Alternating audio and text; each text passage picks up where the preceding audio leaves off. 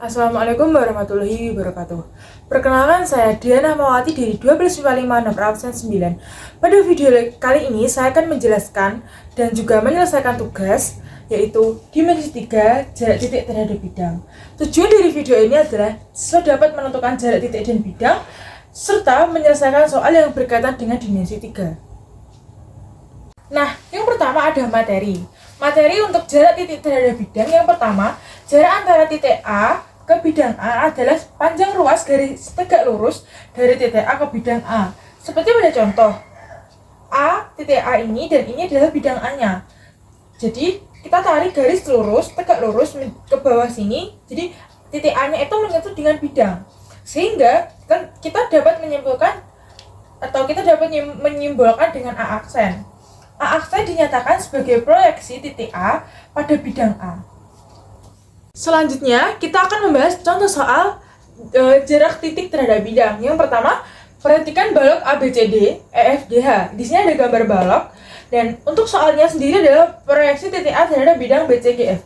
Untuk bidang BCGF-nya kita arsir dulu, sehingga bisa kita simpulkan bahwasanya proyeksi dari titik A terhadap bidang BCGF adalah titik B. Nah, di sini selanjutnya aku akan membahas tentang soal dari jarak titik terhadap bidang. Untuk soal yang pertama, tentukan jarak titik B ke bidang B di GF. Untuk soal yang kedua, tentukan titik A ke bidang EFGH. Untuk soal yang ketiga, ada tentukan titik C ke bidang BDHF. Dan yang keempat, ada tentukan titik A ke bidang BDE. Dan untuk soal yang terakhir, tentukan titik E ke bidang BDG. Nah, untuk jawaban nomor A, tentukan titik B ke bidang BDGF. Nah, kita lihat titik B berada di sini, sedangkan kita disuruh menentukan jarak B ke bidang BDGF. Nah, bisa kita simpulkan karena titiknya berada di titik B, sehingga jawabannya adalah 0 cm. Untuk soal yang B, tentukan titik A ke bidang EFGH. A berada di sini, sedangkan EFGH ada di sini. Kita tinggal tarik garis aja sehingga menghasilkan hasil 8 cm karena titik A ke B adalah 8 cm. Nah, untuk menjawab soal yang C, tentukan titik C terhadap bidang BDHF. Kita lihat titik C berada di sini dan bidang BDHF itu B, D, H, dan F. Jadi bidangnya bakal seperti ini. Nah, jadi C berada di sini sehingga kita simpulkan, bisa kita tarik garis ke sini. Ini tuh bisa kita umpamakan S, sehingga AS sama dengan setengahnya dari AC. Karena ini kan sama ya, jadi langsung aja setengahnya AC sama dengan setengah 8 akar 2 karena A ke B itu 8, karena ini juga berada di dalam bidang sehingga kita kasih akar 2, jadi 4 akar 2 cm. Untuk soal yang adalah tentukan A ke bidang BDHE. A ke BDHE.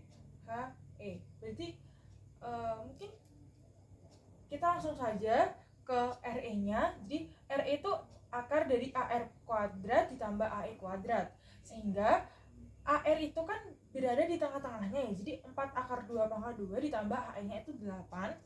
Jadi 4 akar 2 pangkat 2 ditambah 8 pangkat 2 sehingga 32 plus 64 itu akar dari 96. Nah, berapa sih akar dari 96? Mungkin kita bertanya-tanya dan gimana cara menyelesaikannya?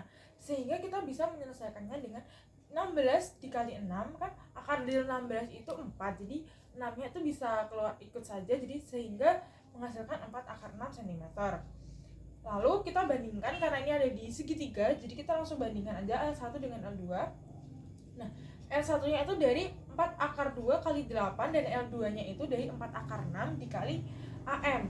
Sehingga AM-nya itu akar 8 bukan akar. AM adalah 8 kali 8 akar 2 dibagi dengan akar 6. Sehingga menghasilkan 8/3 akar 3.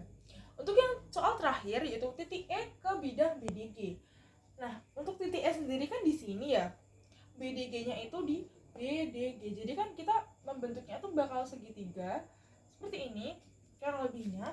Nah, karena ini kan dari 2/3-nya dari A, B, D, C, sehingga langsung aja 2/3 dari 8 akar 3 untuk ini diagonal luar, nggak salah, sehingga bisa menghasilkan 16/3 akar 3.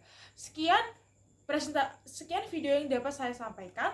Terima kasih, semoga bermanfaat. Wassalamualaikum warahmatullahi wabarakatuh.